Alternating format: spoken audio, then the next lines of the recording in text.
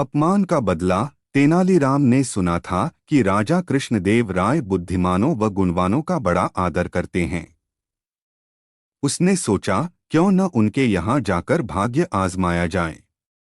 लेकिन बिना किसी सिफारिश के राजा के पास जाना टेढ़ी खीर थी। वह किसी ऐसे अवसर की ताक में रहने लगा जब उसकी भेंट किसी महत्वपूर्ण व्यक्ति से हो सके। इसी बीच तेनालीराम का विवाह दूर के नाते की एक लड़की मगम्मा से हो गया। 1 वर्ष बाद उसके घर बेटा हुआ। इन्हीं दिनों राजा कृष्णदेव राय का राजगुरु मंगलगिरी नामक स्थान गया। वहां जाकर रामलिंग ने उसकी बड़ी सेवा की और अपनी समस्या कह सुनाई। राजगुरु बहुत चालाक था। उसने रामलिंग से खूब सेवा करवाई और लंबे चौड़े वायदे करता रहा। रामलिंग अर्थात तेनालीराम ने उसकी बातों पर विश्वास कर लिया और राजगुरु को प्रसन्न रखने के लिए दिनरात एक कर दिया। राजगुरु ऊपर से तो चिकनी चुपड़ी बातें करता रहा, लेकिन मन ही मन तेनालीराम से जलने लगा। उसने सोचा कि इतना बुद्धिमान और विद्वान व्यक्ति राजा के दरबार में आ गया तो उसकी अपनी कीमत गिर जाएगी।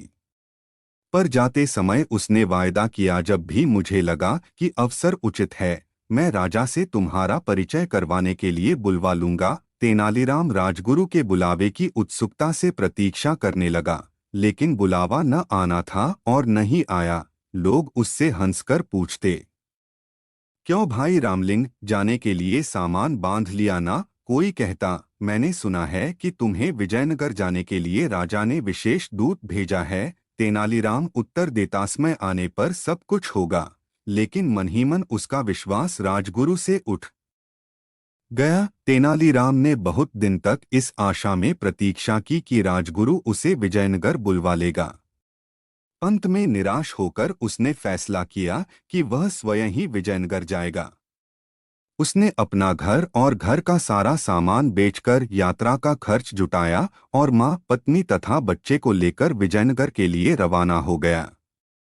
यात्रा में जहां कोई रुकावट आती, तेनालीराम राजगुरु का नाम ले देता। कहा, मैं उनका शिष्य हूं। उसने मां से कहा, देखा, जहां राजगुरु का नाम लिया, मुश्किल हल हो गई। व्यक्ति स्वयं चाहे जैसा भी हो, उसका नाम ऊंचा हो तो सारी बाधाएं अपने आप दूर होने लगती हैं।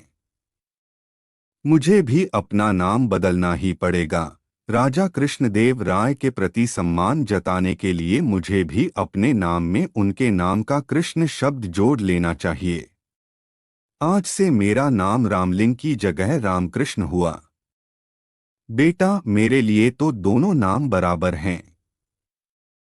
मैं तो अब भी तुझे राम पुकारती हूँ, आगे भी यही पुकारूंगी, माँ बोली।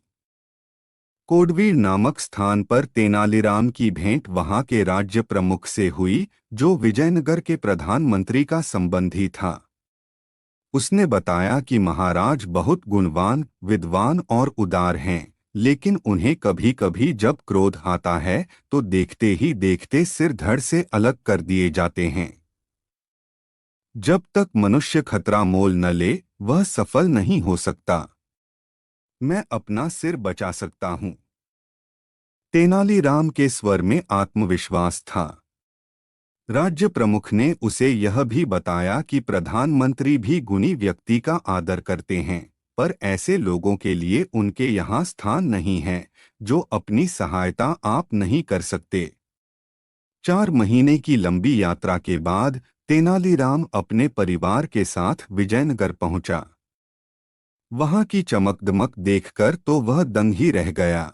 चौड़ी चौड़ी सड़कें, भीड़ भीड़, हाथी घोड़े, सजी हुई दुकानें और शानदार इमारतें, यह सब उसके लिए नई चीजें थी। उसने कुछ दिन ठहरने के लिए वहां एक परिवार से प्रार्थना की। वहां अपनी मां, पत्नी और बच्चे को छोड़कर वह राजगुरु के यहाँ पहुंचा।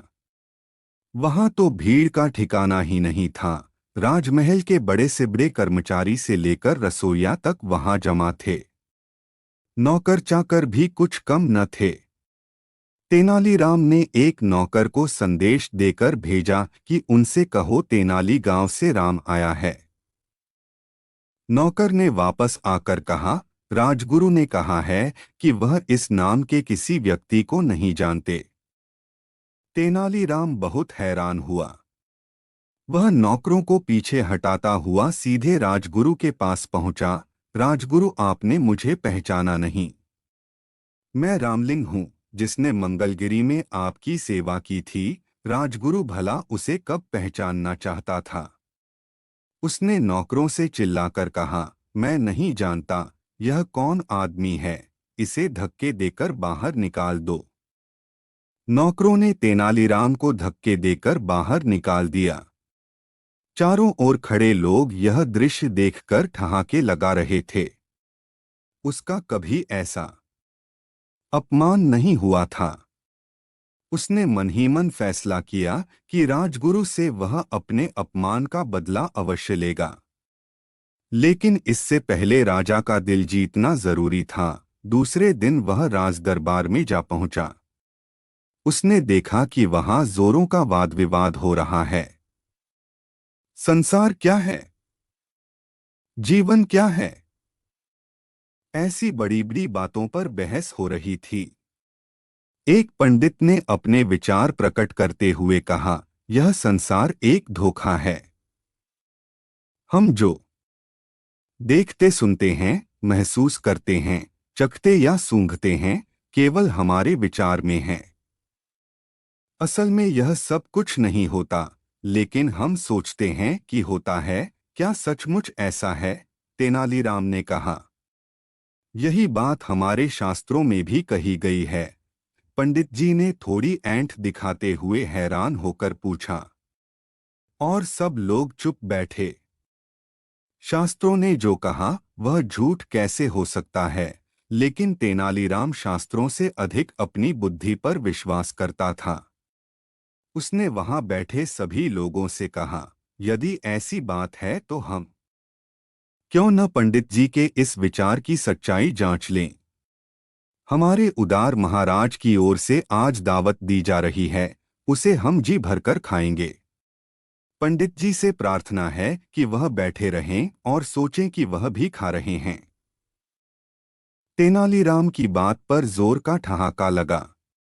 पंडित जी की सूरत देखते ही बनती थी कि महाराज तेनालीराम पर इतने प्रसन्न हुए कि उसे स्वर्ण मुद्राओं की एक थाली भेंट की और उसी समय तेनालीराम को राजविदूषक बना दिया।